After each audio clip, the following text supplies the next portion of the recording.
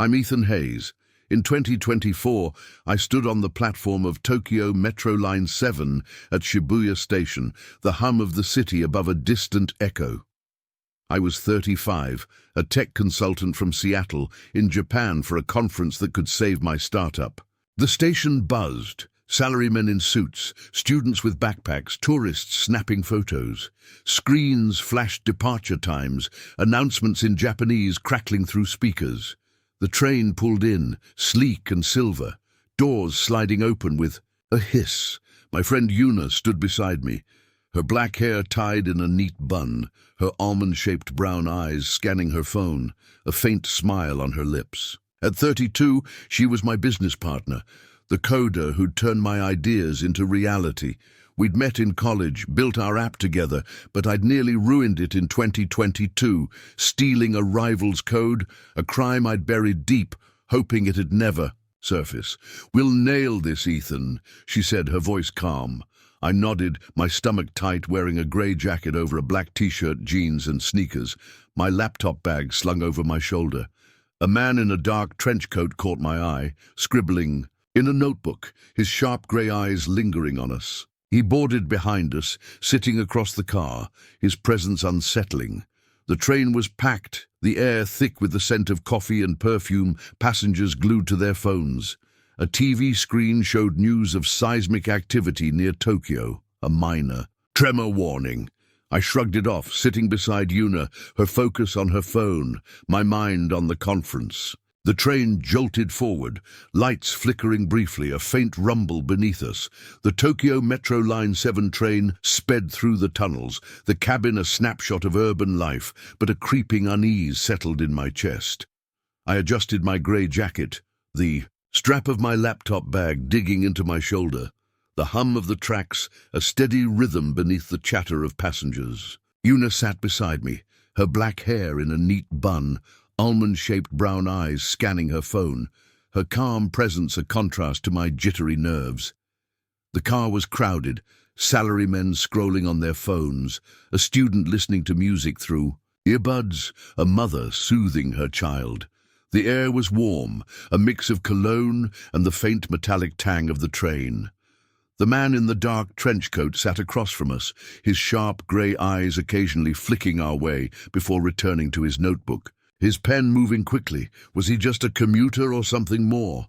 A faint tremor shook the train, a subtle vibration that drew a few murmurs, but most passengers ignored it, used to Tokyo's quakes. The lights flickered again, a brief stutter, and the TV screen on the wall switched to a news alert. Seismic activity increasing, a 5.2 magnitude quake reported. My stomach tightened, but I pushed the thought aside, focusing on the conference, on saving our startup. Yuna looked up, her brow furrowing. That felt stronger than usual. I nodded, forcing a smile, probably nothing.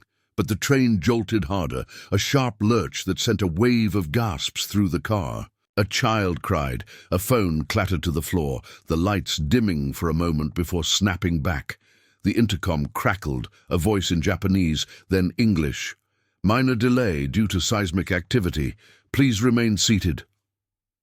The man in the trench coat stopped writing, his gaze darting to the ceiling, then to us, his expression unreadable. The air grew heavier, the rumble beneath us growing louder, a warning I couldn't ignore. The Tokyo Metro Line 7 train shuddered violently as a full-blown earthquake struck, the ground beneath us roaring like a beast waking from slumber. I gripped the pole beside my seat, my heart slamming against my ribs, my grey jacket sticking to my sweat-soaked back. Yuna clutched my arm, her black hair coming loose from its bun, her almond-shaped brown eyes wide with terror as she gasped, "Ethan!" The cabin erupted in chaos. Passengers screamed. A salaryman's briefcase slid across the floor. A child wailed, her mother clutching her tight. The lights flickered wildly, then died, plunging us into darkness, the only illumination the faint glow of phone screens. The train lurched, metal groaning, a deafening crack echoing as the tunnel walls gave way somewhere ahead. The car tilted, throwing passengers against each other. A woman's scream cut off as she hit the floor. The man in the dark trench coat braced against a seat, his sharp grey eyes scanning the chaos, his notebook slipping from his hands, pages fluttering to the ground. The intercom sputtered, a panicked voice shouting in Japanese, then English. "Brace for impact!" The ground shook harder, a deep rumble vibrating through my bones, the air filling with the sound of crumbling concrete and snapping steel. Yuna's grip tightened, her voice trembling. "We're going to die, aren't we?" I wanted to reassure her, but the train jolted again, a sickening screech as it derailed, the car slamming into the tunnel wall. Sparks flew, metal tearing, the floor buckling beneath us. Passengers tumbled, a man's head striking a pole with a sickening thud, his body going limp. First death, his blood pooling in the dark, a sight I couldn't unsee, my stomach churning. The lights flickered back for a moment, revealing terrified faces, then went out again, leaving us in a void of screams and shaking earth. The Tokyo Metro Line 7 train came to a grinding halt, buried in the collapsed tunnel, the air thick with dust and the stench of burning wires. I coughed, my grey jacket coated in grime, my arm bruised, laptop bag tangled around my legs. Darkness enveloped us, broken only by the faint glow of emergency lights flickering on, casting eerie shadows. Yuna lay beside me, her black hair loose, almond-shaped brown eyes staring blankly, her neck twisted at an unnatural angle, blood trickling from her temple, her body still. Grief tore through me, a raw scream escaping my lips, echoing in the ruined car. The tunnel had caved in ahead and behind, jagged concrete and twisted rebar blocking any escape, water seeping through cracks, pooling at our feet. The temperature dropped to a chilling 50-degree room, the air damp and heavy. Survivors groaned, a woman clutched her broken leg, a student sobbed, clutching his phone, its screen cracked. The man in the dark trench coat, who introduced himself as Hiroshi, stood, his sharp grey eyes scanning the wreckage, his coat torn. A man lay dead nearby, skull crushed by debris, second death, his blood mixing with the rising water, his lifeless gaze haunting me, my hands trembling. Hiroshi's voice cut through, "We need to move, find a way out." But the water rose. Faster now, ankle-deep, icy and relentless, the tunnel creaking ominously.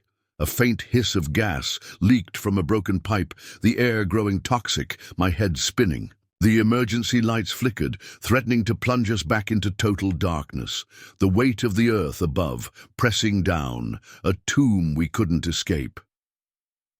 The Tokyo Metro Line 7 wreckage was a tomb, the tunnel sealed, water rising to our knees. Icy at 45 degrees in, the air thick with gas and dust. I sat against a shattered seat, my grey jacket soaked, arm throbbing, the darkness suffocating, emergency lights flickering dimly. Yuna's body lay nearby, her black hair matted with blood, almond-shaped. Brown eyes closed forever, a loss that hollowed me. Hunger gnawed, my stomach a void, lips cracked, each breath burning with the toxic air. Survivors were breaking. A woman with a broken leg whimpered, her face pale, feverish. Third death, her body slumping into the water, eyes staring blankly. As I watched, retching, the sight searing into my mind. A student tried to climb debris, a pipe bursting.